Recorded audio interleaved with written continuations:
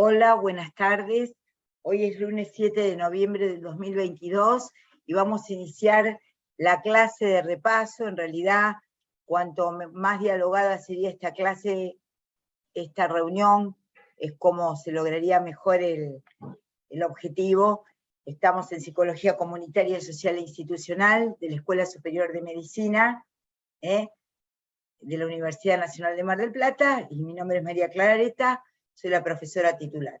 Bueno, teniendo en cuenta que hoy es el repaso para el parcial del sábado, quería preguntarles si alguno tiene como alguna pregunta que les parezca con toda tranquilidad hacerla. Digamos, el parcial va a constar de como máximo 10 preguntas choice, pero les voy a explicar cómo es. No son preguntas chiquitas con un dato, sino que es un pequeño párrafo o situación en donde hay 4 opciones que también son 4 párrafos. ¿Se entiende? Es un trabajo que nos lleva su trabajo a los docentes, pero creo que teniéndolo que hacer choice por la cantidad de alumnos, es la mejor manera de que ustedes tengamos una idea de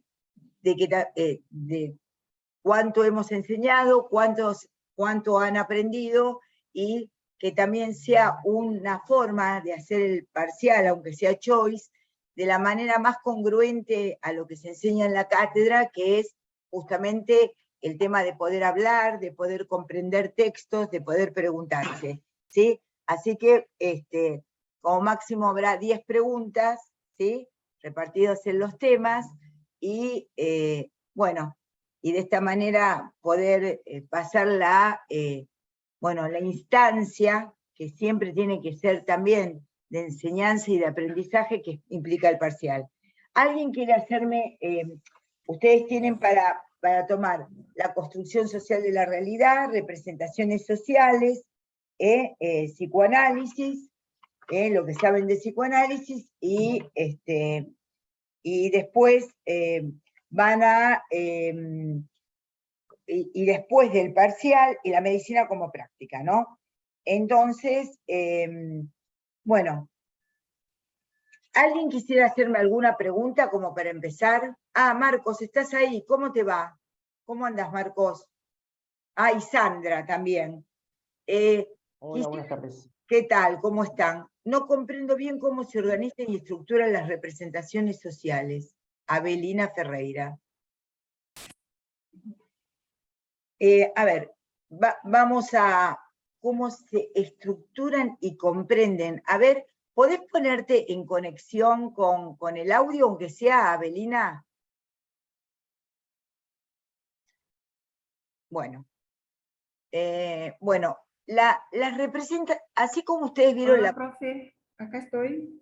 Hola, ¿qué tal, Abelina? ¿Cómo estás? Bien, gracias. ¿Estás Bien. con cámara o no? No, no tengo. Bueno, muy bien, no importa. Hablamos. Gracias por poder comunicarte de forma oral, porque es importante. El cuadro que tengo atrás hace que parezca que me Sí. surgen grandes ideas, pero no es así. No sé. Sí, en la verdad, profe, es una pregunta del cuestionario que tenemos. Explique la organización y estructura de las representaciones sociales. Y yo no sé qué escribir. Claro, así como, digamos, nosotros en Psicología Comunitaria, Social e Institucional tenemos este ítem, este tema de las representaciones sociales, porque es la manera, ¿qué son las representaciones sociales?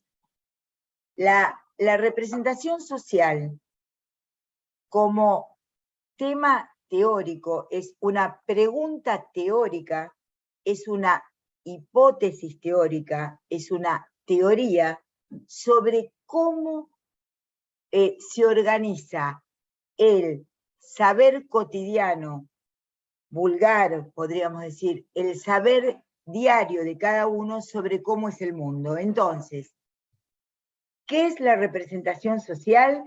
Es una teoría sobre cómo se organiza el sentido común que nos lleva a ver cómo se perciben los otros.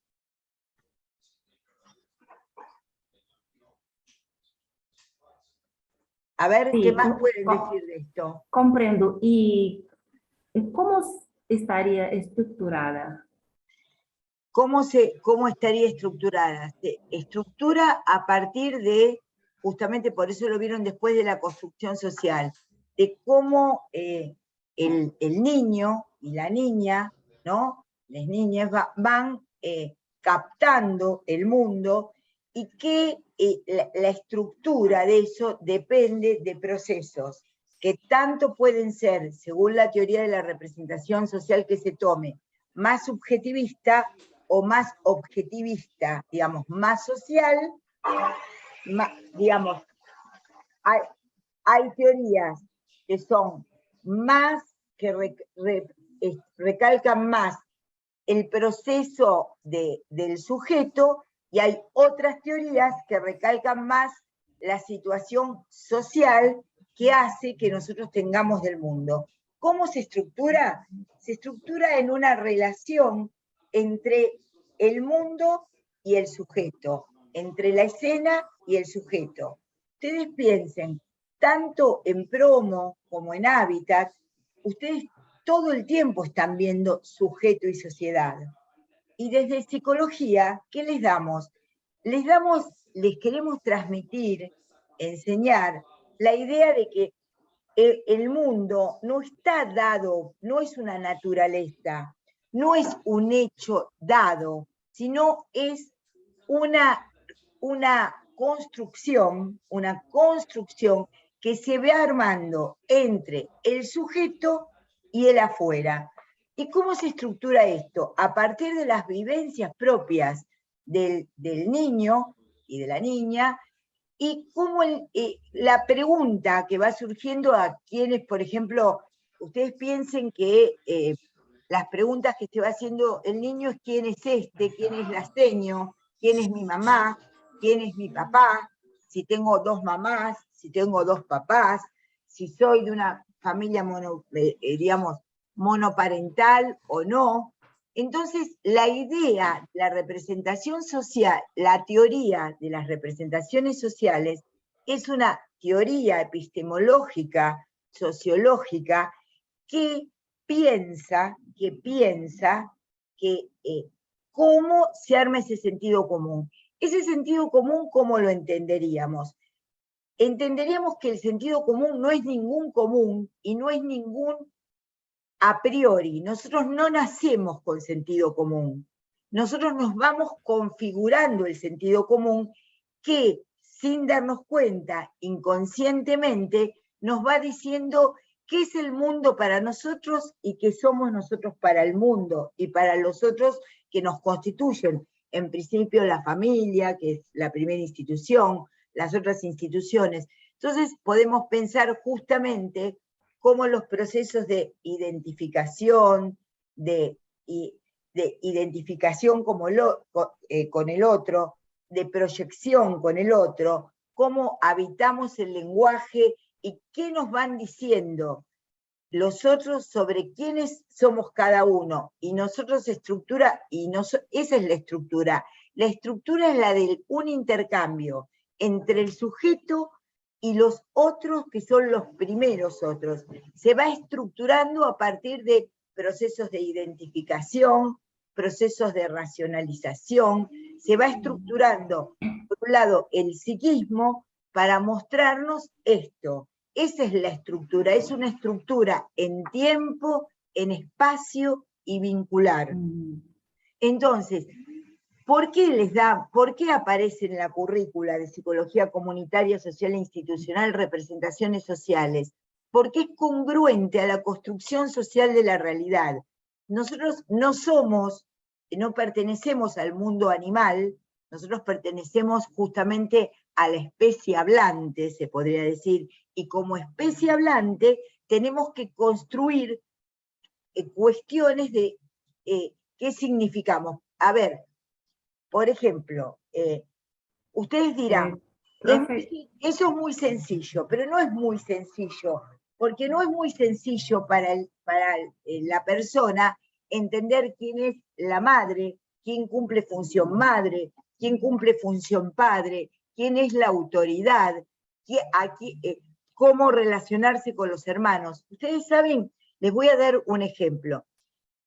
Cuando Lacan se recibió de médico,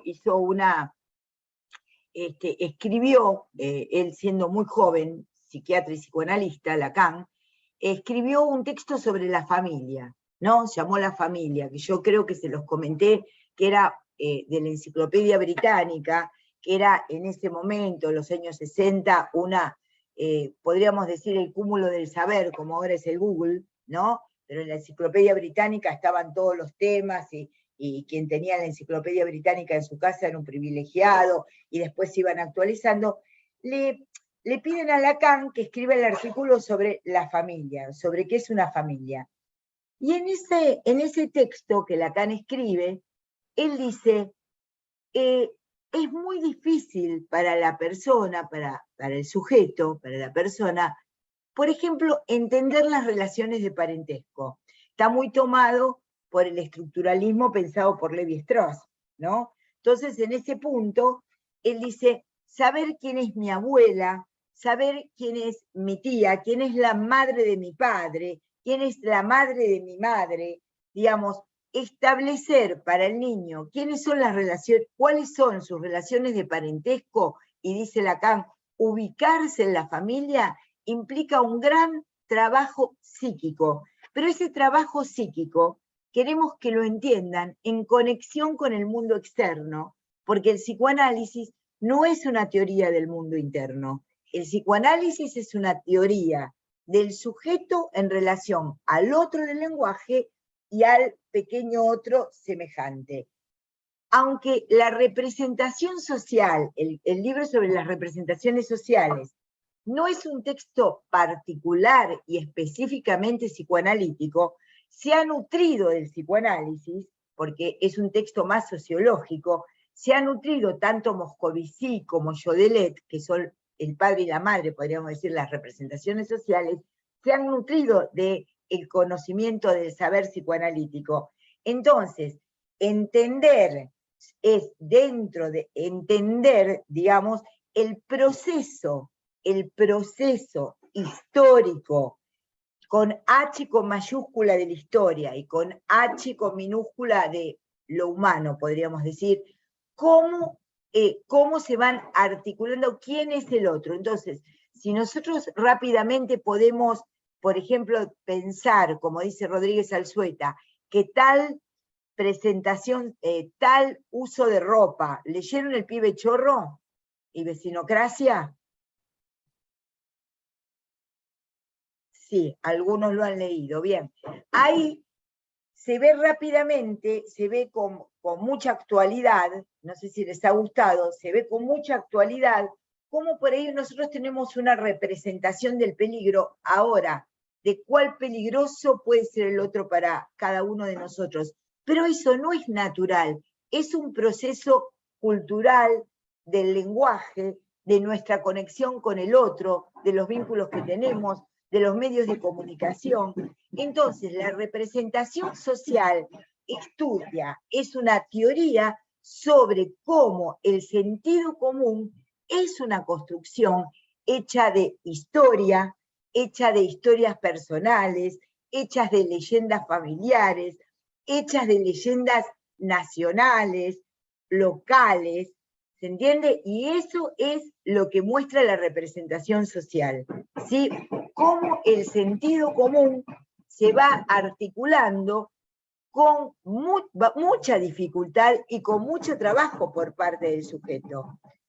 ¿Se ha entendido un poco más? No sé si Sandra ¿querés agregar algo más, Sandra? Hola, buenas tardes. ¿Qué tal? Bueno, quizás una observación en el material que tienen para leer, donde se recupera parte de los textos de Jodelet y de Moscovici, hace hincapié también en una característica de las representaciones sociales, que es el hecho de ser elaboradas y compartidas entre varios, ¿no? Con otros. Muy bien. Eso hace, digamos, también Hacia como la la definición lo que dice Sandra, exactamente. de las representaciones, y entonces cuando se pregunta en el práctico por la estructura, digamos, que tienen las representaciones sociales, bueno, y en el material aparece una diferenciación entre un núcleo, que es lo que no cambia, lo que representa como el corazón de la representación social, y otros elementos que dicen los autores son periféricos, que sí van cambiando y que quizás con el tiempo dan lugar a que esa representación cambie. Entonces también como para sumar a la pregunta por la estructura de las representaciones, tienen ahí un material que desarrolla esa parte, como para sumar más elementos. Es muy importante esto que estar íntimamente relacionada con la socialización secundaria, claro, con ambas te diría, con la socialización primaria y secundaria, diría yo, no con únicamente una socialización, porque les voy a decir algo, Abelina preguntó, ¿no? Abelina preguntó lo de primaria y secundaria, sí. Mira, Abelina, te quiero decir algo que me parece muy importante. Esto de primario y secundario es algo que está siempre en revisión. Ya actualmente, en el 2022, que es el año en que estamos, no hablamos tanto de lo primario y lo secundario. Por ahí le ponemos otros adjetivos y decimos lo familiar, lo que acontece primero. No es que esté totalmente desactualizado y que nosotros no vayamos a considerar correcto eso, pero tiene que ver con la socialización. Mareo, profe. Ay, no entiendo. ¿Te mareás? Bueno, es que, ¿saben qué pasa, estudiantes? Que estando en la facultad, lo que se da no es el sentido común. Tienen que ir tratando de entender conceptos que son difíciles y que no vieron hasta ahora. Entonces, el trabajo académico, el estudio, digamos, el proceso universitario, pasa porque ustedes aprendan situaciones que son más complejas. Creo que, te digo, es una idea sobre cómo se arma el sentido común. Como dice la profesora Piccinini, es una idea compartida, una teoría sobre cómo el sentido común es una construcción social. No es una idea que tengo yo, la representación social. Es algo que podemos compartir entre todos, o entre un grupo, porque no es que entre todos tenemos las mismas representaciones sociales. Porque por ahí, ustedes en el secundario, no sé si vieron lógica o filosofía, y ahí aparece la idea de representación. Uno no está en el mundo con una conexión directa, como la vaca al toro, como el ternerito a la vaca. El mareo es porque yo ya tenía las definiciones. Bueno, está bien, Abelina, quédate con el concepto de, quédate con el concepto de definición de socialización primaria y socialización secundaria. Vamos a tomar como correcto que tiene que ver, la representación social tiene que ver con ambas socializaciones, la primaria y la secundaria, ¿sí? Sí, porque si no, con la primaria y con la secundaria, ¿sí? A ver, ¿qué más pueden decir? Vamos anotando, Sandra, las preguntas y Marcos, subrayando. A ver, entonces, si ustedes tienen representación social, ¿no? Representaciones sociales, es justamente esto. Es una palabra en alemán, bueno, que no, para no marearlos, ¿no? Que tiene que ver con, ya inscripta desde la filosofía clásica y retomado por el idealismo filosófico. Entonces la representación, no es que tenemos, por eso les expliqué lo de la caverna de Platón, ¿no? En el sentido, creo que se los expliqué ¿no? en esta clase, que bueno, el mundo no se ve en forma directa, se ve en forma indirecta y compartida. Esa forma indirecta y compartida tiene que ver con la construcción social de la realidad y con las representaciones sociales. Ustedes tienen una idea, por ejemplo, de cómo es ser un profesor universitario, o tienen una idea de cómo ser un estudiante de medicina. Bueno, esas ideas compartidas por ustedes constituyen una representación social. No es que dicen toda la verdad sobre, y no coincide por ahí con lo que aparece en una currícula o lo que aparece en un contrato establecido. Se dirá, no es la definición del diccionario, es una experiencia vivencial que va sedimentando en un grupo social que entiende el mundo de esa manera. Entonces, esto de compartida, por eso la profesora lo que les decía, la profesora Piccinini lo que les decía, es que es una representación, es social por dos motivos, porque es una representación del mundo y es social porque es compartida por un grupo social. Es social en sus dos acepciones. Es social porque porque entendemos al mundo y a la sociedad de una manera, y es social también porque la comparte un grupo social.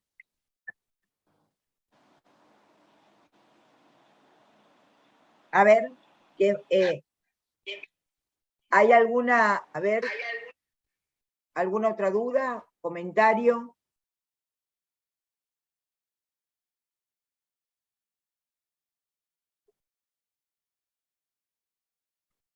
Cuando nosotros les dimos pibes chorros y vecinocracia, ¿ustedes entienden por qué les dimos esos dos textos?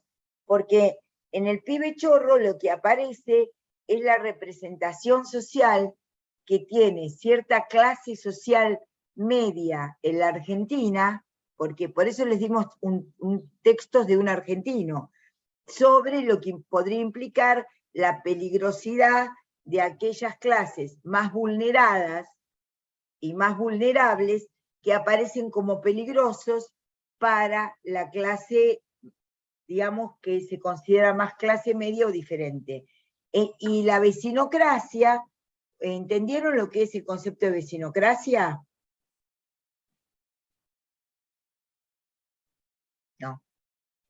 No entendieron.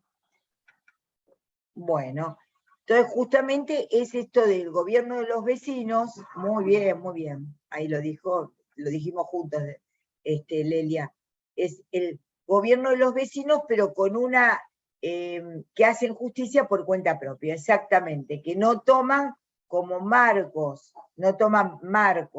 ni órdenes superiores, y aparece la idea de la justicia por mano propia, de segregar, por ejemplo, en el mismo barrio a quienes tienen peores casas, a quienes tienen costumbres diferentes, o pensar justamente que esa idea de la democracia implica el gobierno del pueblo, ¿no? Vecinocracia, por ejemplo, oligocracia sería el gobierno de pocos, digamos. Entonces, bueno, ahí vecinocracia sería que la idea de estar en uso de la fuerza la tienen los vecinos. Si ustedes saben que si no lo saben se los decimos, Sandra, que justamente la fuerza, ¿no? La fuerza que es de la ley está en manos del Estado, tiene que estar en manos del Estado, ¿no? No tiene que estar en manos de cada uno. Esa es la definición sociológica del Estado, ¿verdad, Sandra? Un territorio que cumple con determinadas leyes y órdenes. En cambio, la vecinocracia es como que se aparta de esos órdenes generales y las personas empiezan a pensar que tienen ley, orden y ejecución de esa justicia, entre comillas, por mano propia, con todos los inconvenientes que esto produce, ¿no? Bien.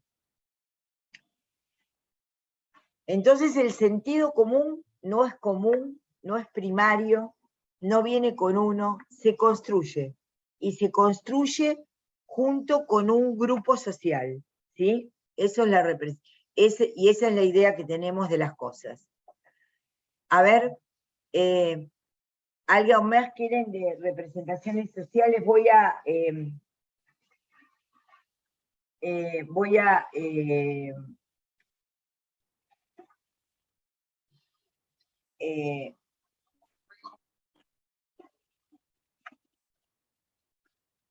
conocer el origen de las nociones de representaciones sociales, reflexionar sobre los procesos de conformación de las mismas, entonces qué es histórica, qué es social, que el sentido común se articula, que el sentido común se construye, ¿sí? Sobre la práctica profesional como motor de cambio de las representaciones sociales, indagar sobre los discursos y prácticas sociales. Claro, porque la currícula innovada, ¿no?, que llevamos adelante en la Escuela Superior de Medicina, justamente lo que propone, y justamente uno de los objetivos, es que a partir de la práctica social que como médicos desarrollen, porque la medicina es una práctica social, se tenga ¿cuál sería la relación y el texto sobre las metáforas de la enfermedad de Susan Sontag? Muy bien, muy buena pregunta, Martina. Muy buena pregunta. Termino la idea, que la idea de que la práctica de ustedes como médicos, en la práctica de ustedes como médicos entiendan cómo las representaciones sociales empiezan a jugar de una o de otra manera, haciendo como un diagnóstico previo, inconsciente, en donde por ahí ven entrar una persona vestida de tal o cual manera, y la idea, la percepción, el primer diagnóstico médico que tienen es una representación social, porque no es un diagnóstico médico, es cómo le funcionan a ustedes las representaciones sociales, y cómo por ahí hay que tener este concepto para indagar y para preguntarse uno mismo si uno está, cómo está sujeto a esas representaciones sociales, y si estas representaciones sociales le hacen obstáculo para acercarse al otro, hacer una práctica correcta de la medicina y ética de la medicina y todo lo demás. Cuando le dimos metáforas, la de Susan Sontag, vieron que Susan Sontag, en el prólogo que les dimos, dice algo que para mí me parece hermoso, que es que nacemos con dos pasaportes, el de enfermo, el del sano y el de enfermo, y que inexorablemente en algún momento de nuestra vida vamos a utilizar alguna vez el de enfermo, ¿no? La idea de que por ser médicos y médicas nunca nos vamos a enfermar es una idea, por un lado omnipotente y por el otro absolutamente irreal y fantasiosa, ¿no? Los médicos nos enfermamos como todos los seres humanos, y la idea, por ejemplo, de la representación social de, ¿por qué les dimos Susan Sontag? ¿Cómo es un tuberculoso? ¿Cómo es un canceroso? ¿Cómo se puede entender que es aquel que sufre, porque fíjense que HIV, porque fíjense que estas grandes enfermedades de los siglos XIX, XX, XXI, lo que marcan es que hay una representación social con respecto a cómo es la persona que tiene estas enfermedades. Entonces ella puede explicar, como cuando en el texto se asocia a la tuberculosis, es una enfermedad de la pobreza, exactamente, Martina, de la pobreza, de las clases más,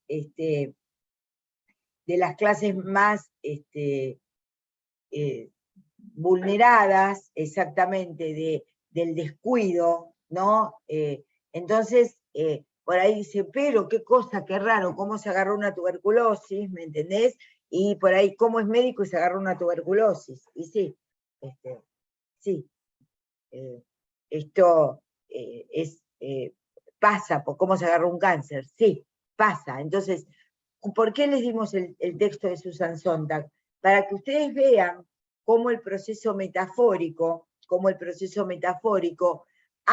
construye también, aporta, es fundamental, a la idea de cómo serían ciertos pacientes que tendrían ciertas enfermedades, ¿se entiende? Esto también asociado como a los prejuicios. Ustedes habrán oído nombrar prejuicios. Bueno, el que tiene tal cosa es de tal manera, el que tiene tal otra es otra. Entonces, no sé, por ahí el que tiene tal enfermedad es, no sé, voy a decir cuestiones que circulan en el acervo popular argentino, ¿no? Si los sordos son desconfiados, uno podría decir, ¿qué sabemos si los sordos son desconfiados?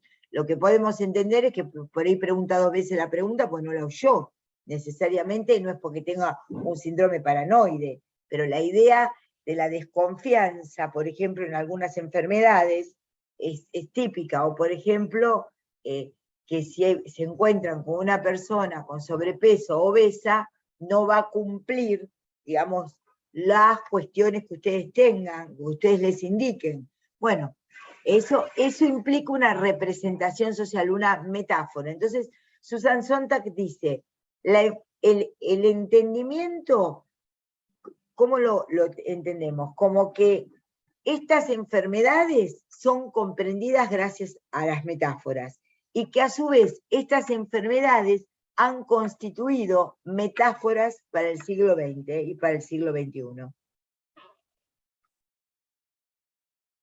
Buenas tardes, Agostina. ¿Por qué decimos que las representaciones no son prejuicios? Lo que decimos, gracias Agostina por la pregunta, no está completa, no la veo completa. ¿La puedes leer, Marcos? Sí, dice, bueno, profe, buenas tardes. ¿Por qué decimos que las representaciones sociales no son prejuicios? Y después dice, no me queda del todo claro la justificación. Lo que dijimos en el teórico es que la representación social puede constituirse en un plano prejuicioso, pero lo que aclaramos es que las representaciones sociales no son en sí mismas un prejuicio. La teoría de las representaciones sociales es una teoría sociológica, es una teoría, no son prejuicios. Lo que puede interpelar es al prejuicio que existe, ¿se entiende? Pero que la teoría sobre las representaciones sociales interpela la base del prejuicio. ¿Se entiende esta diferencia? La representación social, por ejemplo, sobre la tuberculosis que nos muestra Susan Sontag, la representación social sobre qué son pilis ¿cómo se llama? Milis y pinchos.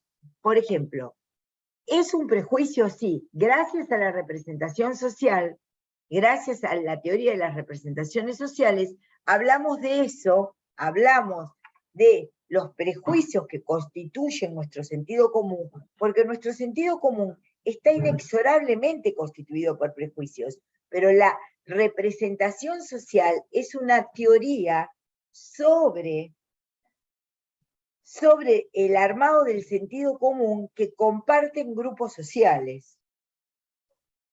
Yo sé que por ahí esto es un poquito difícil, pero bueno, es lo que nos pide el programa y a mí me parece que es interesante que lo vean.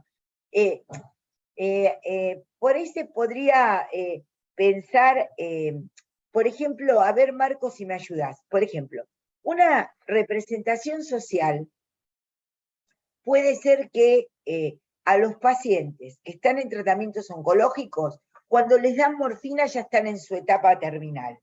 Y la morfina puede utilizarse en otras situaciones que no sean estrictamente eso, pero tenemos la representación social de un medicamento, por ejemplo, que está asociado a la terminación de la vida o que está asociado a un caso final.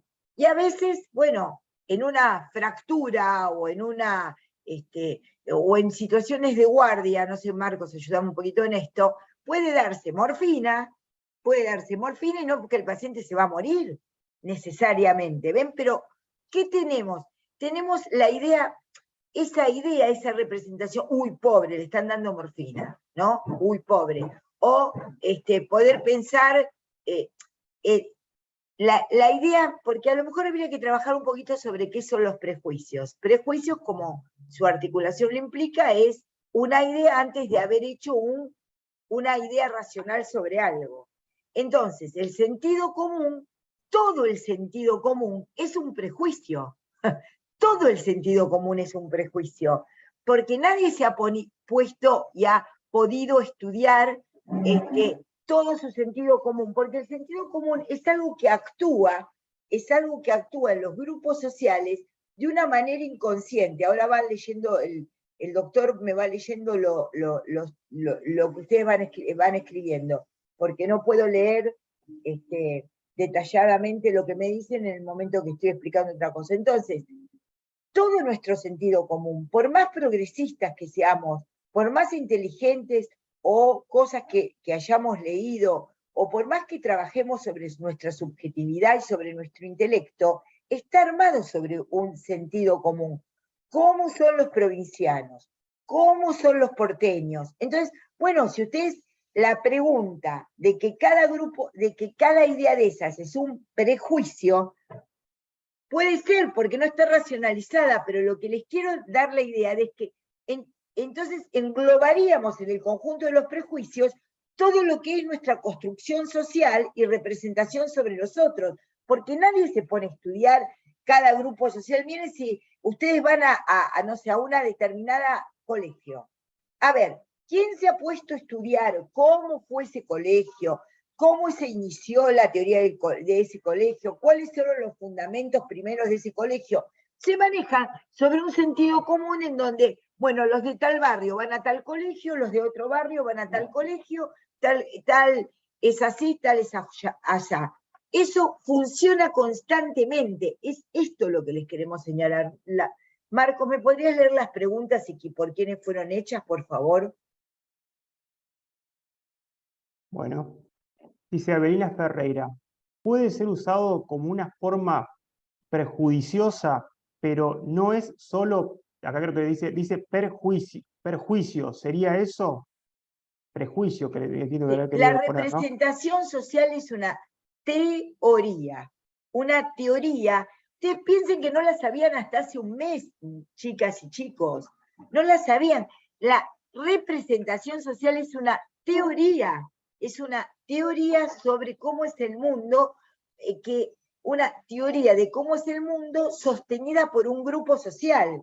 Entonces, sí, es una teoría, entonces una teoría que da cuenta de los prejuicios, que da cuenta de cómo entendemos el mundo, que da cuenta de que nuestro sentido común es el prejuicio. Porque, a ver, pensemos cómo funciona esto. Alguien se resfría, ¿no? Sabemos que los resfríos y las influencias son virósicas, pero siempre va a haber uno que dice, no, tenés que tomar antibióticos, ¿no?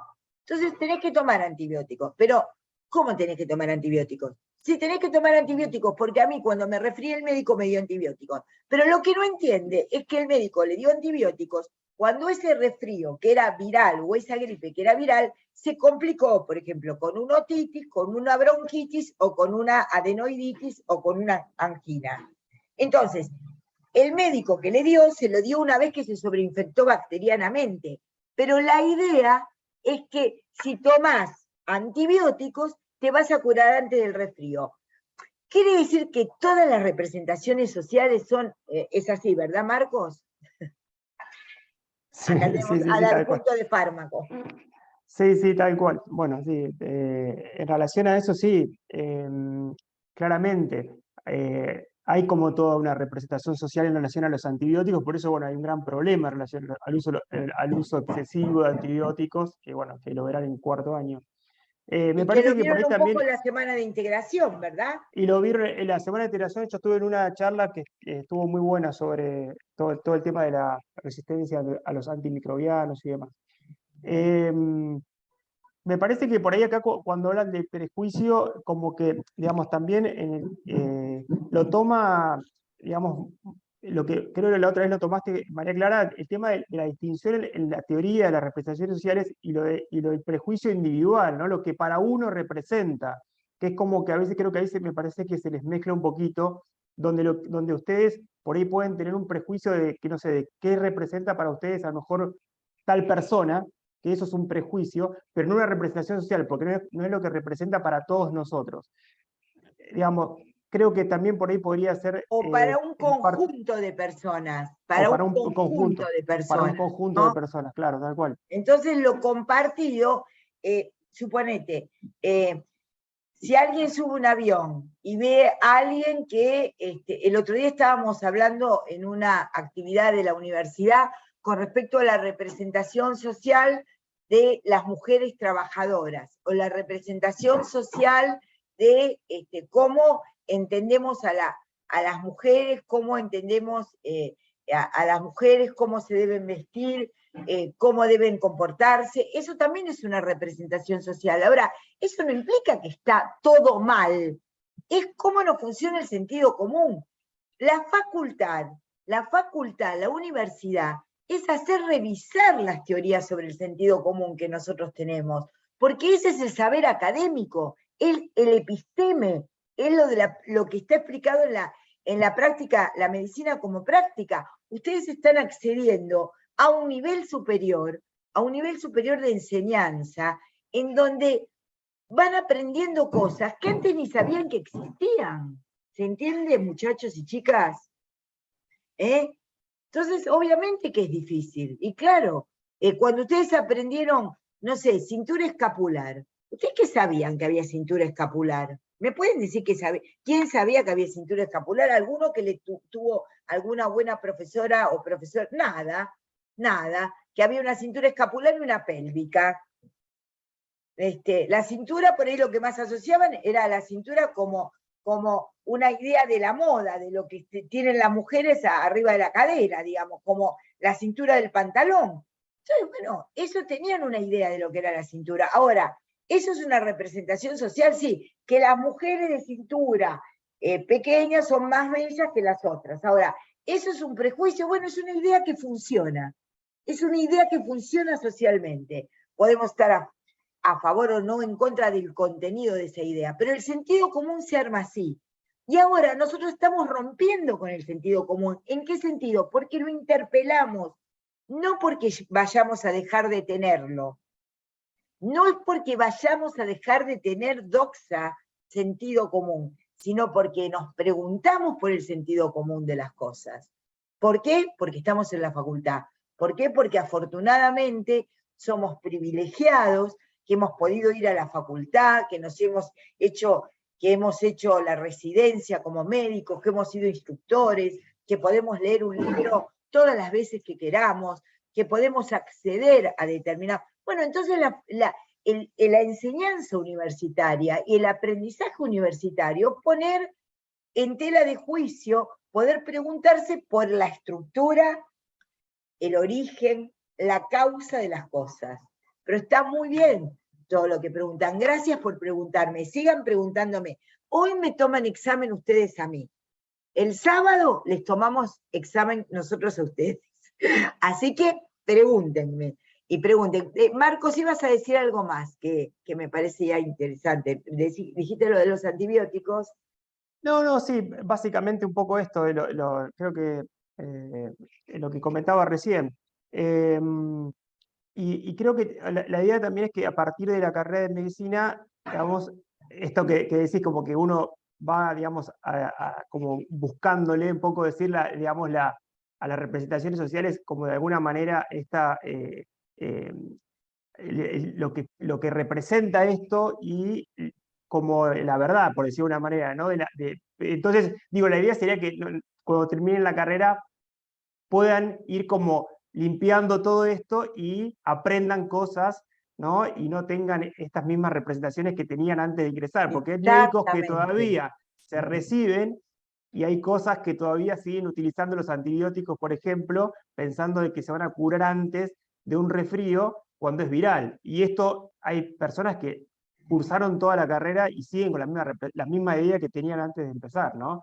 La idea es que justamente la episteme les permita romper con eso, un poco lo que decís, María Clara, de haber pasado por la universidad y la facultad justamente les dé ese conocimiento, ¿no?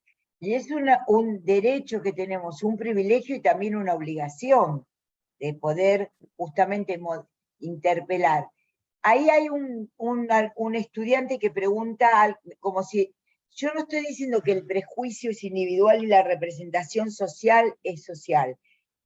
La representación social es una teoría sobre cómo se articula, una teoría de cómo determinados grupos organizan su sentido común sobre la sociedad y el mundo. Eso es una representación social. Sentimientos, pensamientos que se van armando y que articulan el sentido común. ¿Puede eso ser un prejuicio? Sí, puede ser. La mayoría de las veces lo es. ¿Por qué? Decimos, ¿por qué aparece siempre esta confusión? Aparece esta confusión porque lo más fácil es decir son todos los prejuicios, pero son los prejuicios con los que nos movemos constantemente. Esto es lo que quiero decir. ¿Se entiende? El que no estudió en el secundario, era un vago, ¿no? Entonces uno dice, no es que tal clase social es un vago y está sostenido por otra clase social. Eso es una representación social. ¿Es un prejuicio? Bueno, habrá quienes dan cuenta de por qué son vagos y entonces no será un prejuicio, estará epistemológicamente explicado desde el punto de vista de ellos. Y desde el punto de vista de quienes no pensamos eso, lo explicamos epistemológicamente de otro. Entonces, no es que el prejuicio es individual y hay prejuicios que son sociales. No es que en lo individual hay prejuicio y en lo social hay representación social. La representación social es una teoría de la organización del sentido común que mantiene un grupo social colectivo y que tiene un núcleo central que va variando con el tiempo, como dijo Piccinini. ¿Ahí se entendió entonces?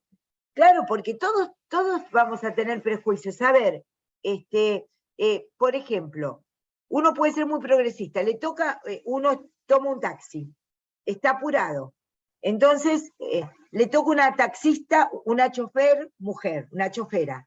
Entonces dice, uy, qué lástima, no me toca un hombre que maneja mejor. Esa es la idea de la torpeza de las mujeres para la conducción de los autos. ¿Eso por qué es una representación social? Porque circula en la sociedad. ¿Se entiende? ¿Podemos estar de acuerdo? Habrá quienes estarán de acuerdo, por ejemplo, y manejan estadísticas y dicen, las mujeres tienen menos accidentes y provocan menos incidentes, porque no se dice accidentes, incidentes de autos, menos siniestros de autos al conducir que los varones. Y habrá otro grupo que por ahí también desde el episteme dirá, las mujeres tienen, no sé, menos reflejo que los varones, por ahí por decirlo de alguna manera. Entonces, son las ideas sociales que comparten grupos sociales sobre lo social. Y la representación social, la teoría de las representaciones sociales estudia eso. Hay una pregunta, Marcos, o un comentario que no leí. A ver. Entonces podría decirse que son los prejuicios que tenemos todo el tiempo en nuestra realidad de la vida cotidiana. Después puse perfecto, entendí. O sea, me parece que ya lo... Bárbaro, ya está respuesta. Sí, está claro. Sí. Por ejemplo, si yo les digo, todos los abogados, a todos los abogados les gusta la plata. Ah, sí, porque te sacan plata para nada. Eso es una representación social de los abogados. Ahora, esa representación social podrá ser apoyada o no, sostenida o no, discutida o no, desde la teoría de las representaciones sociales, pero es una representación social, ¿se entiende? Entonces, bueno, se verá si habrá algunos que trabajan con otro criterio o no. Tal cátedra, por ejemplo, entre los estudiantes de medicina, ¿no? De la escuela, tal cátedra es mejor que tal otra, tal cátedra es más exigente que la otra. Es una representación social que puede corresponder a un prejuicio o a una realidad, pero es una representación social, Marcos antes dijo una palabra que viene muy bien. Es lo que compartimos, la representación social es una idea, conjunto de ideas, sensaciones y experiencias que compartimos socialmente sobre otro grupo social, como una idea de verdad, como la verdad. Entonces, la teoría de las representaciones sociales pone en tensión esa idea, cómo se van armando eso que funcionan como verdades automáticas. A ver, ¿ustedes qué sabían si el reflejo de Babinski era normal o no cuando nacía el nene? A ver, ¿quién sabía lo del reflejo de Babinski? Nadie, o pocos, ¿no? Sí, exactamente. Sí, Mateus. Las representaciones sociales hacen parte de nuestra vida cotidiana y ayudan a construir nuestra, no sé qué, porque no me muestra más el... Realidad. Claro, exactamente, es eso, Mateus, exactamente, es eso. Efectivamente es eso, muy bien, muy bien. Porque no sé, no dan bien filosofía, por eso es lo que se nos representa del mundo, ¿sí? Por eso les di el ejemplo de la China. Tenemos representaciones de cómo somos ciertos países de otros lugares que no conocemos nosotros por las películas. Bueno, eso nos configura una representación social. ¿Por qué? Porque decimos de alguna manera, los japoneses son muy prolijos porque en Argentina todos tenían tintorería. Bueno, yo no sé si son todos prolijos, yo qué sé. Es una idea que se tiene. Ven, y ahí es una idea, es un prejuicio.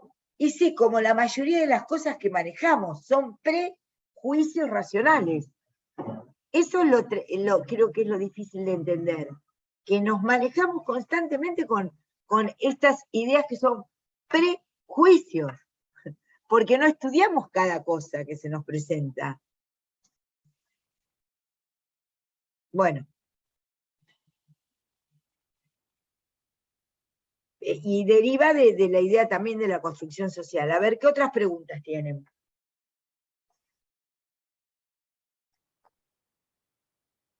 Acá te preguntan, María Clara, otro tema. Si podrías explicar... Ay, para que se me corrió el chat. El psicoanálisis como lazo social.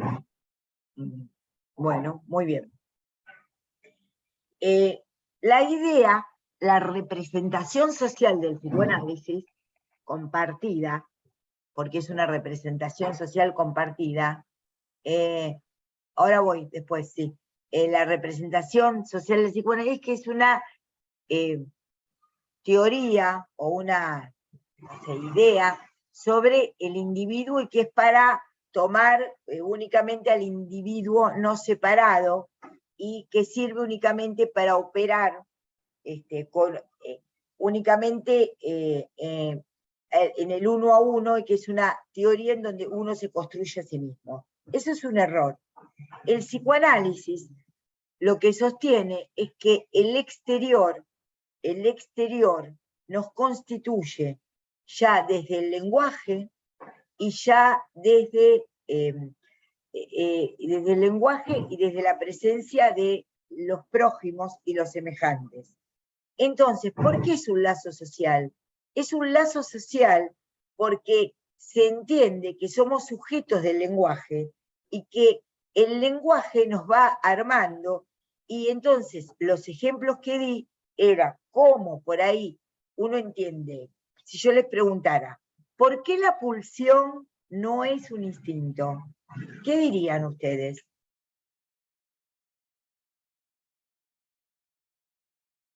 ¿Qué diferencia hay entre pulsión e instinto? Bueno, Lelia, porque está atravesada por lenguaje. Muy bien, muy bien. Entonces, porque somos sujetos del lenguaje. Muy bien. Porque el instinto los caracteriza a los animales. Muy bien. Todas son correctas. Muy bien, muy bien, muy bien. Porque el instinto tiene un objeto predeterminado y la pulsión no tiene un objeto predeterminado. Es una tendencia que no tiene un objeto predeterminado. Entonces, puede haber diferentes orientaciones. Por ejemplo, puede haber diferentes orientaciones sexuales, no dependiendo necesariamente de que una persona tenga pene o vagina, o sea XX o XY. Entonces, ¿qué implica la pulsión? La pulsión es una tensión corporal que tiende a distintos objetos y que se descarga al acceder. Sí, pero no es una tensión corporal únicamente, ¿eh? Está muy bien, Hernán, lo que decís, pero es una tensión que habla del cuerpo como cuerpo erótico, porque es por eso Freud dice es entre lo psíquico y lo orgánico, corporal en el sentido, si consideramos corporal, al cuerpo erótico, al cuerpo conectado con los otros. ¿Por qué les doy esta respuesta en relación al psicoanálisis como lazo social? Claro, depende de la cultura, muy bien. Entonces, ¿por qué les doy este ejemplo? Porque lo que parece más interno, que es la pulsión, es lo que nos sale de más adentro, es lo que fuimos tomando del mundo externo, del lenguaje, de cómo nos trataron, de cómo nos hablaron, de cómo fuimos hablados por los otros. Si una persona es segura, tranquila, probablemente ha sido hablada, le han dedicado tiempo, y si una persona puede llegar a ser amable, tranquila con los otros, paciente, quizás no pasó un pasado turbulento, pero pudo hacer lo que llama una rectificación subjetiva. ¿Con esto qué digo? Que lo que parece más de tendencia, más de animal, no es un instinto, porque está sostenido en el hecho de la historia, otra vez, de la historia, de la construcción pulsional, de cómo nos dieron o nos dieron la teta, de cómo nos trataron, de cómo nos limpiaron, de cómo nos cuidaron, de cómo no nos cuidaron. Eso es la pulsión. La pulsión es lo que resta en el psiquismo humano después de haber atravesado la necesidad. La pulsión no es tener ganas de comer, eso es una necesidad, pero el gusto por determinada la idea de que la pulsión es lo más interno, y cómo yo se los estoy planteando como algo que se constituye también desde el lenguaje y también desde el otro, les hace ver como el sujeto del psicoanálisis no es un sujeto ni egoísta, ni único, ni no dividido, ¿sí? Entonces, por eso el lazo social, la idea del discurso y del lenguaje, es por eso que el psicoanálisis es un lazo social, porque es una teoría que explica cómo estamos constituidos, por el lenguaje, por nuestros semejantes y por nuestras experiencias. Por eso es un lazo social, porque somos sujetos de la historia con H mayúscula, como dicen los franceses, la historia de los pueblos, porque venimos de diferentes historias de nuestros antepasados, porque tenemos nuestra historia propia, porque somos constituidos de alguna manera, de una manera particular, por ser sujetos de nuestra historia. Y es por eso que el psicoanálisis es un lazo, explica al sujeto como lazo social. Y es un lazo social porque es una manera de hablar con el analizante, con el que consulta, de una manera particular, sostenido en la idea de un inconsciente político, no es social, de un síntoma entendido sí socialmente, no hay síntoma que se haga sin el otro. Entonces, eso es por qué el psicoanálisis es un lazo social, porque establece es una teoría de cómo hablar terapéuticamente con el otro, y es una teoría también sobre el lenguaje, de nuestro vínculo con el otro. Muy bien, Michelle. Profe, lapsus linguae y lapsus calami, ¿están dentro de los actos fallidos? Sí. Los actos fallidos son actos propiamente dichos, digamos, voy para mi casa y agarro para la otra cuadra, o son lapsus calami, que son los escritos, o lapsus linguae, que son los verbales. Efectivamente, sí. Muy bien. Entonces las tres formaciones del inconsciente son sueños, síntomas y actos fallidos. En donde algo se dice de una manera no directa, se dice de una manera indirecta, utilizando la metáfora y no voluntaria. ¿Qué más? Pregunten sin miedo, pregunten, a ver.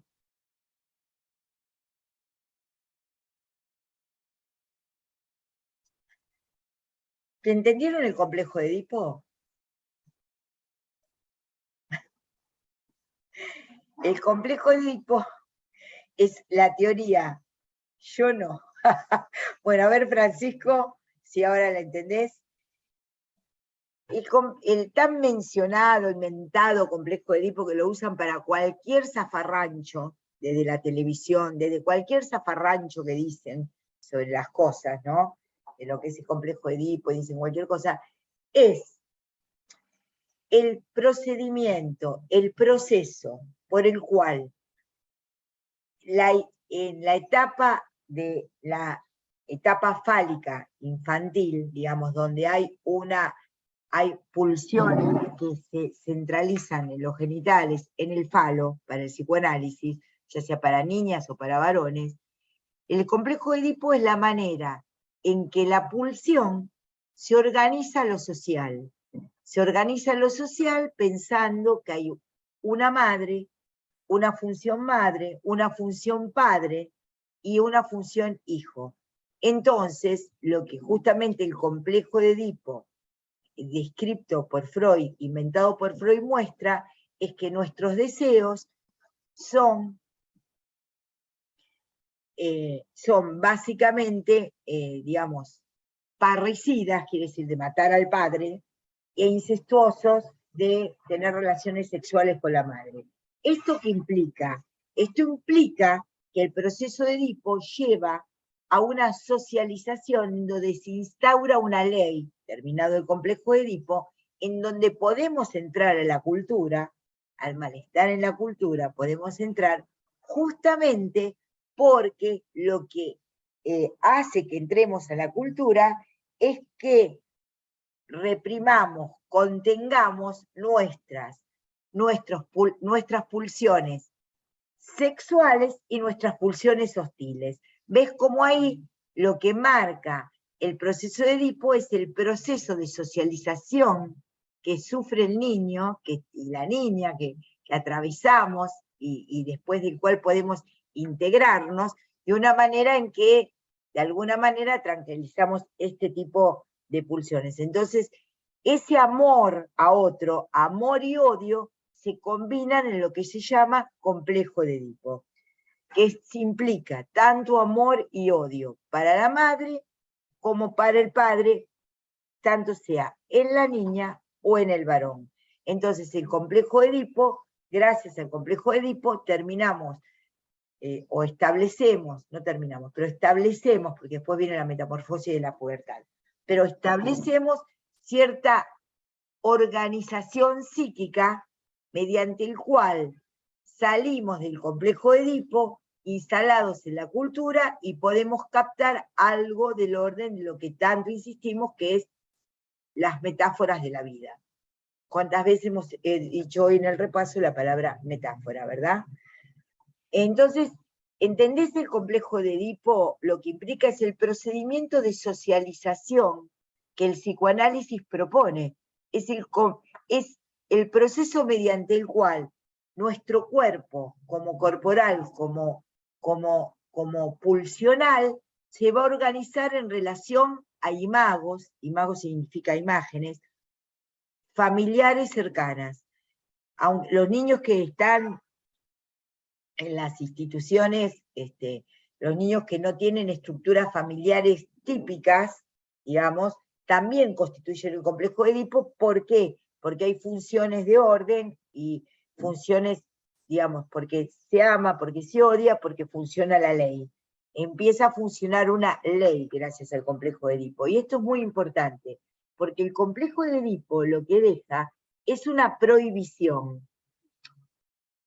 Porque ya cuando Freud escribe esto, después esto retomado por Levi Strauss, a ver Sandra, sí, para lo que sería la antropología, y Levi Strauss en el estructuralismo lo que dice es que lo que organiza las sociedades es una prohibición. La prohibición de acostarse con la madre o alguna otra prohibición. Podríamos decirlos, para ser específicos, que hay por lo menos una persona con la cual no podemos vincularnos sexualmente. Y eso es lo que establece las sociedades según el estructuralismo y Levi Strauss.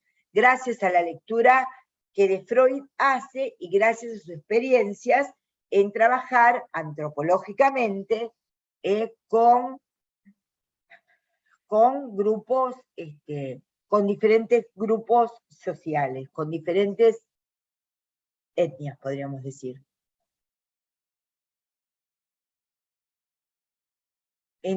Entiende toda esa atracción y odio es reprimido y formaría parte del inconsciente. Sí, muy bien, Francisco, ¿ves cómo entendiste? Ahí está, perfectamente.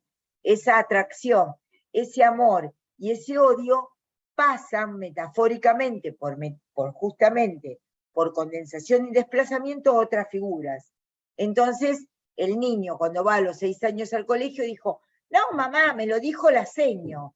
Entonces se dice popularmente, la madre es la primera maestra y la maestra la segunda madre. ¿Por qué? Porque el niño ha podido justamente transformar esas primeras sensaciones infantiles, ha podido dominar esas primeras sensaciones infantiles y ha podido entender ciertas reglas sociales. Esas reglas sociales que entiende gracias a, diría Freud, la dominación de estas tensiones, estos impulsos, y que de alguna manera lo que hacen es socializarnos. Sí. Perdonen que tengo que fijarme algo. Un instante, estoy con ustedes.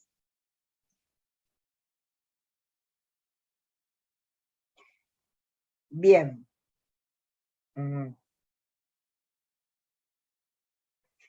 ¿Qué más, muchachos y chicas?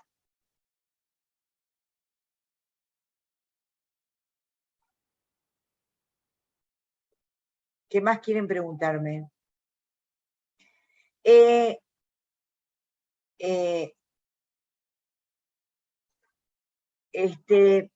Hay en el texto también lo que dice es que gracias al complejo de Edipo, nosotros podemos entrar a lo que se llamaría justamente la estructura neurótica, que es la estructura normal. ¿En qué sentido? En que gracias al complejo de Edipo, nosotros somos el lenguaje, somos sujetos del lenguaje. Por algo terminó el complejo de Edipo, que es a los 6 años, aunque sea una manera muy sencilla de decirlo, pero vamos a decirlo de esa manera, vamos al colegio. ¿Por qué? Porque podemos sublimar, reprimir, y podemos aprender a leer y escribir. Y ahí se abre un nuevo mundo para nosotros, que es el de lo que implica el proceso de lectura y escritura, que es poder conectarnos de una manera, entender que están las cosas y las palabras. Y eso también hace a nuestra estructura normal. ¿Sí? Por eso es muy importante poder haber atravesado este proceso. ¿Ven cómo la currícula, que no la hicimos nosotros, ¿no? Viene, digamos, la currícula la han pensado otros profesores de otras carreras, y nosotros, la Facultad de Medicina toma, por ejemplo, la de La Matanza. ¿Ven cómo los profesores que han pensado estas formas, estos temas que ustedes van a dar en este parcial, también en el primero lo dieron en el trabajo integrador domiciliario, cómo lo que muestran diferentes teorías de cómo los seres humanos nos vamos transformando en seres sociales? ¿Entienden cuál es la idea de la materia? No, estos profesores han pensado, a ver, ¿cómo les enseñamos a los jóvenes estudiantes de medicina el proceso de vivir en sociedad? ¿Cómo entendemos lo comunitario, lo colectivo y lo social? Bueno, lo entendemos gracias a varios autores. Entonces les dan la construcción social de la realidad, les dan en la teoría de las representaciones sociales, les enseñamos psicoanálisis, les enseñamos qué es un colectivo, les enseñamos lo que es lo social, porque es la manera, luego van a ver Foucault, que también va a quedar incluido para el final, pero es como que los profesores se han reunido y han dicho, démosle teoría, charlemos sobre teorías a los jóvenes estudiantes de medicina para saber cómo vivimos en sociedad, qué es la psicología social, cómo entendemos al otro. ¿Se entiende? Y acá tienen las diferentes teorías de cómo entender al otro, pero ven que es bastante complicado. Piensen que está articulado desde varias disciplinas, desde el psicoanálisis, la psicología social, la antropología, la sociología, la historia. Bueno, ¿qué otras preguntas?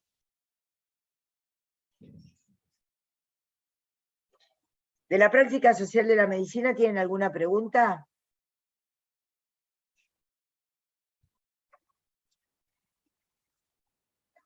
Yo sé que todavía no vieron Sana, ¿verdad? Pero, por ejemplo, si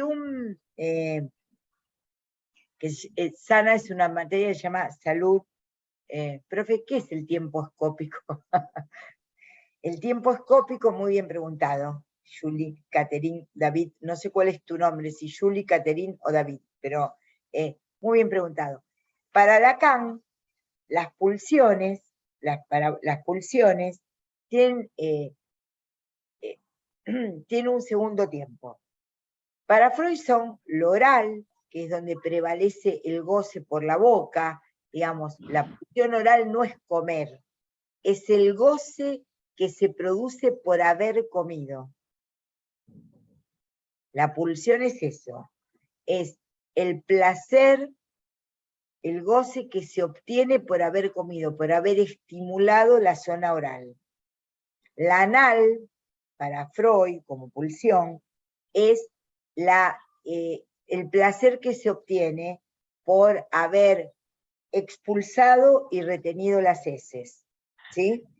Entonces, Lacan, ahora, esto es solamente la pulsión oral, si en una pregunta cupiese, ¿la pulsión oral tiene que ver estrictamente con la boca? ¿Ustedes qué responderían?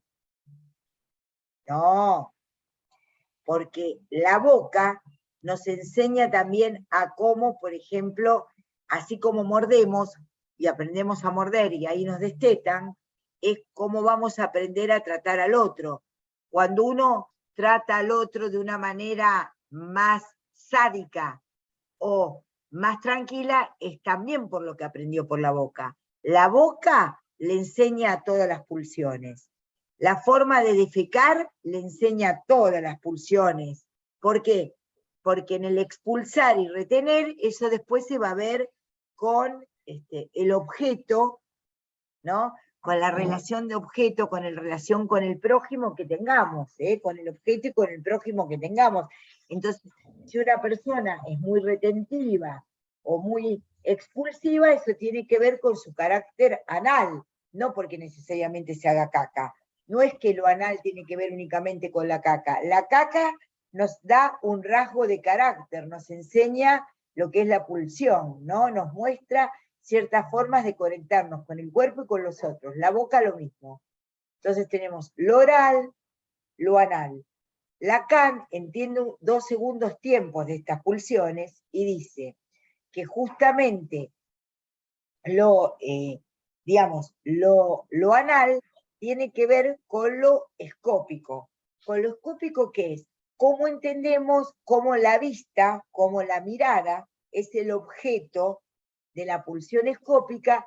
Porque la mirada, ¿saben qué es la mirada, chicos y chicas? La mirada es un objeto para Lacan. ¿Qué quiere decir? Que algo que está puede no estar. Entonces, tengo así como el objeto de lo oral es la teta, no vayan a decir que el objeto del oral es la boca, ¿no? La boca es la fuente. El objeto es la teta, el seno materno. El objeto de lo anal son las heces. El objeto de lo escópico es la mirada, y es lo que correspondería a un segundo tiempo de lo anal. Entonces, ¿qué es la mirada? La mirada es cómo vamos armando el mundo gracias a una tendencia que es la ausencia y presencia de las cosas. Podemos sostener el ser vistos y el mirar a otros, ¿no? Ser vistos, mirar, mirarse, ser... los tiempos son mirar, mirarse, que es el tiempo reflexivo de la pulsión, el mirarse, mirar y hacerse mirar para Lacan. Entonces, hacerse ver. Entonces, en ese punto, la mirada, el tiempo escópico, es la forma que tenemos nosotros, que tenemos los seres humanos, de significar esa etapa que es lo anal. Entonces, lo anal se resignifica por la forma de ver. Y la forma de ver, con el objeto mirada, porque no es lo mismo ver que mirar, pero vamos a decirlo así, la mirada, fíjense, es la mirada que tenemos del mundo. ¿Ven cómo se conecta con lo que veníamos hablando de las representaciones sociales? Metafóricamente decimos, tienen una mirada muy interesante sobre tal tema. Y no es que mira el tema porque mira el PTD, sino que tiene una construcción mental que le permite acceder a las cosas del mundo de una manera interesante, de una manera importante. Eso en psicoanálisis se llama fantasma. Es una construcción social de la cual salimos del complejo de Edipo, que es la mirada que tenemos de ver la mirada como objeto. Y lo invocante es lo que es la resignificación de la pulsión oral, y es cómo entendemos lo que nos dicen. El objeto de la pulsión invocante es la voz. La voz, que en los neuróticos está tomada por el superyo, que es con lo que salimos del complejo de Edipo, porque la rigurosidad del padre se incorpora como superyo, y entonces es la voz de lo que popularmente llamaríamos la voz de la conciencia, es la marca de la ley dentro del sujeto. Entonces lo escópico tiene que ver con la mirada y una forma de estar en el mundo. Lo escópico arma la escena, por eso se llama construcción fantasmática, y nos permite, de alguna manera, elaborar ciertos traumas que la vida misma implica, aunque no hayamos sido muy traumatizados. Entonces, esa es la idea de cómo mirar al mundo, cómo mirar lo que nos lastima, cómo mirar lo que nos ha impactado.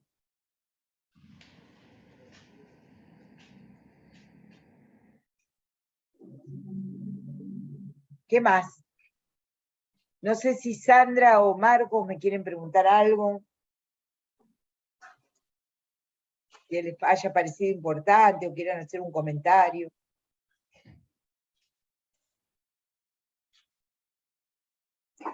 Les decía lo de Sana, no completé el ejemplo. Si un médico o una médica están midiendo a un niño, ¿no?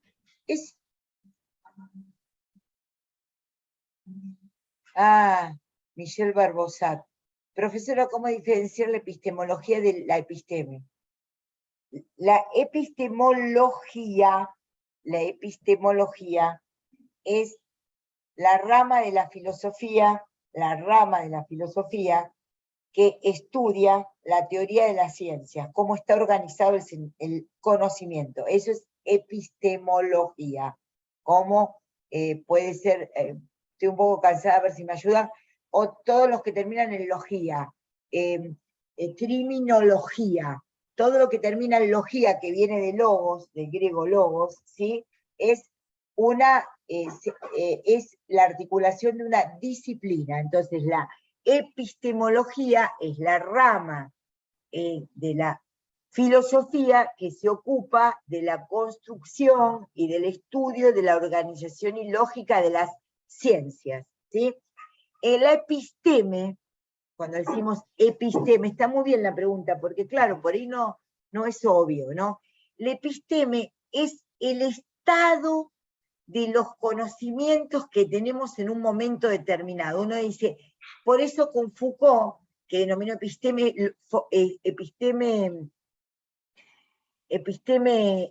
temporal, ¿cómo? Epocal. Epocal, gracias. Episteme epocal. Claro, episteme epocal, podríamos decir, es el estado de los conocimientos. Vamos a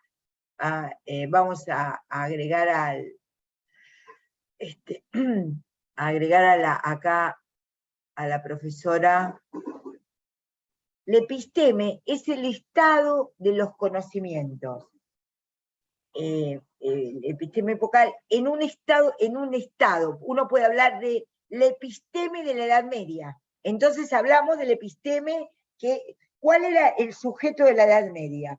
¿Cuándo apareció el sujeto de la ciencia? Bueno, uno dice antes de Descartes, después de Descartes, no sé, ¿no? Entonces, Descartes fue un filósofo que explicó, que dio una idea del yo, que fue el primer filósofo de una idea del yo en el sentido de cogito ergo sum. Entonces uno puede hablar, ¿cómo era el episteme? ¿No? Local, temporal, perdón, antes de Descartes o después de Descartes. Entonces habla del sujeto cartesiano. No se dice descartesiano porque en realidad Descartes se llamaba Cartesius en latín, entonces por eso se llama cartesiano. Entonces, podemos pensar, ¿cómo era el sujeto? La epistemología que estudiaría. Sí, el sentimiento oceánico, ahora lo hablamos, muy bien, muy bien. Ahí está, ahora hablo del sentimiento oceánico. Entonces, el episteme es el estado de los conocimientos, pero no solo de los conocimientos científicos, de los conocimientos, ahí viene muy bien la idea de representación social, porque las representaciones sociales constituyen un episteme epocal, porque es un saber, no todo saber es episteme, no todo saber es episteme, ¿se entiende?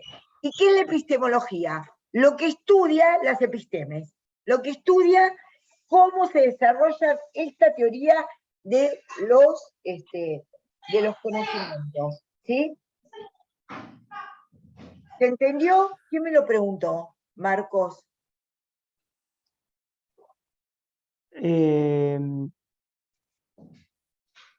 Michelle Barbosa. ¿Lo entendiste o no? Epistemología es la teoría, es la rama de la filosofía que estudia los conocimientos y la articulación entre ellos. Y la episteme es el estado de los conocimientos en un momento dado que es estudiado por la epistemología. ¿Se entiende? Bueno, muy bien. Ahí pone que sí. Entonces no hay episteme, cuando hablamos de episteme epocal, porque Foucault pensó, el episteme en el estado de las cosas, el estado de los conocimientos, ya sea a nivel académico o a nivel popular, o el sentido, digamos, de los sentidos, en otras épocas o antes, no es el sentido común el episteme, es el sistema de conocimientos organizados a modo de teorías, a modo de ideas abstractas, ¿se entiende? ¿Cómo se llama? ¿Se acuerdan cómo se llama el sistema de creencias comunes, del sentido común, como le decían los griegos? Muy bien, Claudia, muy bien, Doxa. Entonces, ven cómo por él, ahí está muy bien, miren, la teoría de las representaciones sociales es epistémica, estudia, tiene reglas de conocimiento que estudia la doxa, que son el sentido común. Ahí ven claramente, ven cómo ahí aparece la teoría. La teoría de las representaciones sociales es una teoría epistemológica que estudia el sentido común, que es la doxa. Ahí está. Ahí lo pudimos dar una vuelta. ¿Qué me preguntaban? Sentimiento oceánico. Vamos a ver si apruebo o no después de la clase, Ahí tenía que poner aprobada, reprobada, no nos gustó cómo dio esto, Sí, es muy interesante, ya lo vamos a hacer. Ya se me pide aprobar. Yo les digo si me aprueban ustedes, era un chiste porque la que estoy dando clases soy yo ahora. Bueno, estudien. Bueno, ahí me ponen emoticones. Bueno, o no son emoticones. No sé, ¿cómo se llaman esos? No son emoticones. Alguien, ahí cuando se arma esos signitos, son signos. Ahí va un emoticón. Bueno, vamos a ver qué es el sentimiento oceánico. Cuando Freud escribe El malestar en la cultura, que tiene 3 fuentes, ¿no? Malestar en la cultura, que ya sabemos que es la naturaleza, el propio cuerpo, y el vínculo con los otros, miren cómo Freud ya pensó en las sociomédicas, desde 1930, lo escribe ese trabajo como una carta por el cumpleaños 70, creo que es a Romain Rolland, ¿sí? Romain Rolland era un filósofo francés que él admiraba mucho, con el que no estaba de acuerdo y eran grandes amigos, ¿no? Y le escribe esto porque Romain Rolland, no es Román Riquelme, es Romain Rolland, ¿no? Bueno, porque después vieron una socia, ahí está cómo somos productos. Yo digo, Román, y seamos o no de Boca, yo soy de Ferrocarril Oeste, que fue en segunda vez, porque soy de Caballito, así que nada que ver. Yo me dice Román, piensa probablemente en Román Riquelme, Román Rolland. Ahora aprenden Rolland. Bueno, si yo digo Diego, ¿ustedes en qué piensan? Como dijo Diego, ¿en qué van a pensar?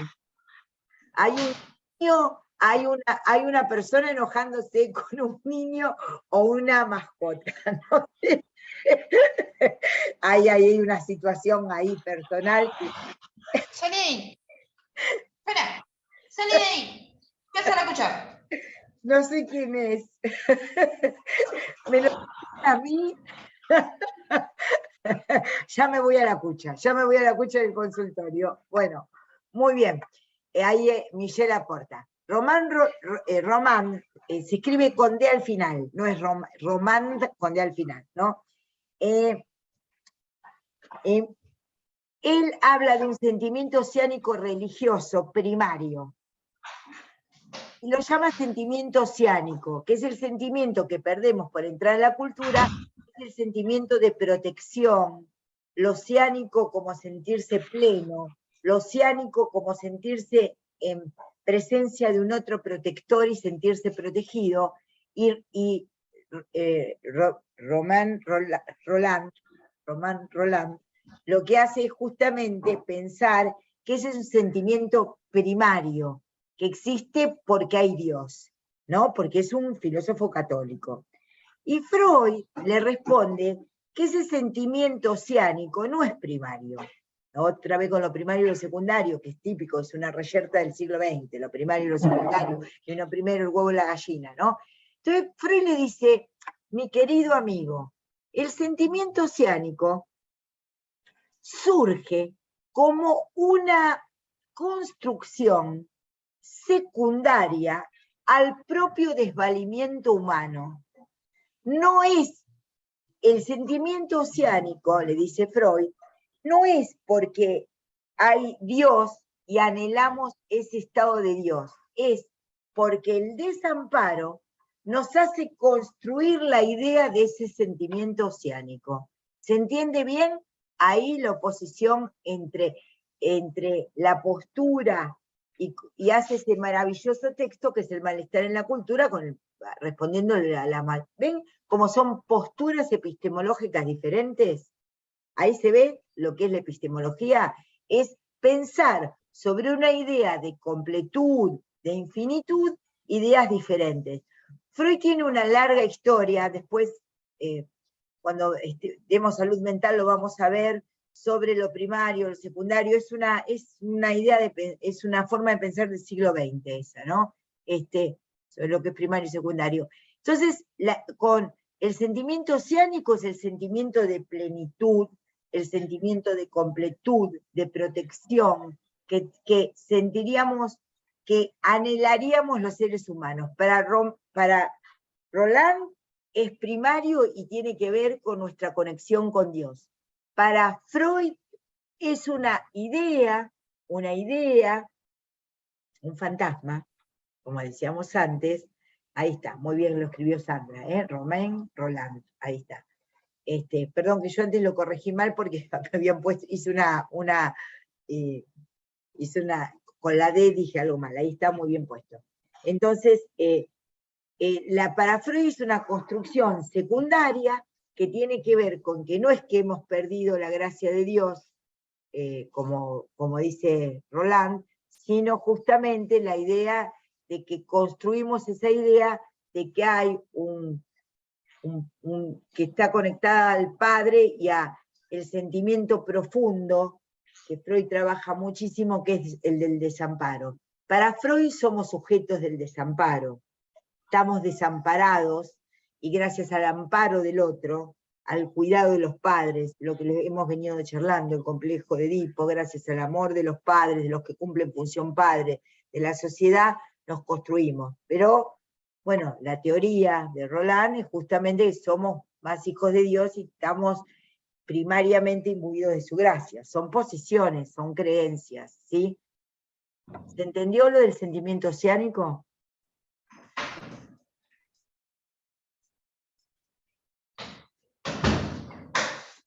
Bueno, ¿algo más para ir terminando?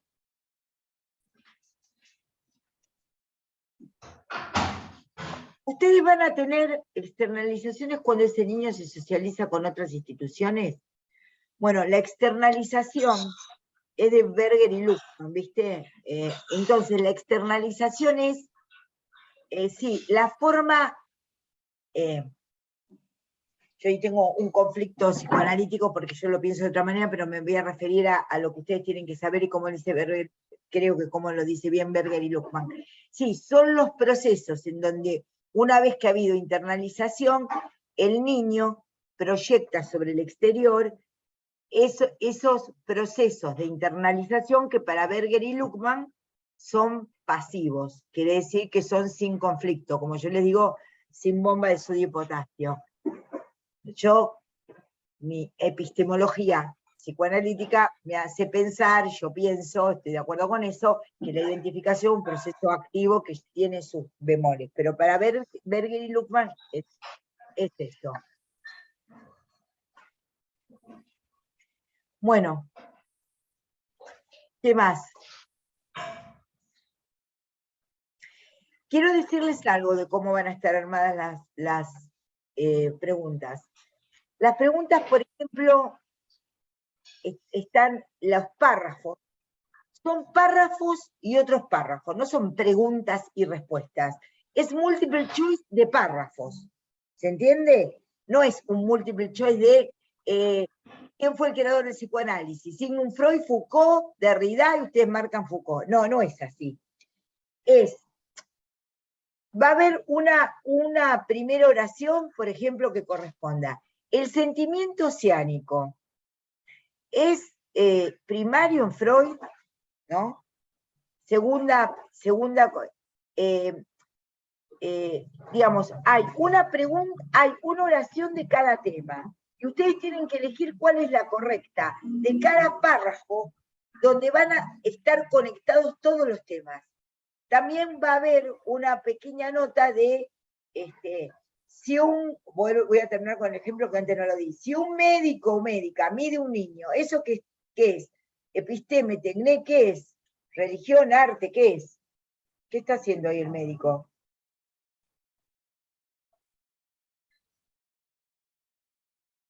Muy bien, muy bien, muy bien, muy bien, muy bien. Porque sabe cuánto tiene que medir un niño, cuánto tuvo que crecer al primer mes, al segundo mes, eso es del episteme, pero al medirlo tiene que aprender cómo se mide un niño. Me acuerdo que cuando yo tuve mi primer niño, no, de desarrollo no, pero el choice es de desarrollo. No van a tener que escribir, pero van a tener que pensar porque es por párrafos. Me explico, ¿verdad? ¿Sí? Me acuerdo que cuando nació mi primer hijo, que nació un mes anticipadamente,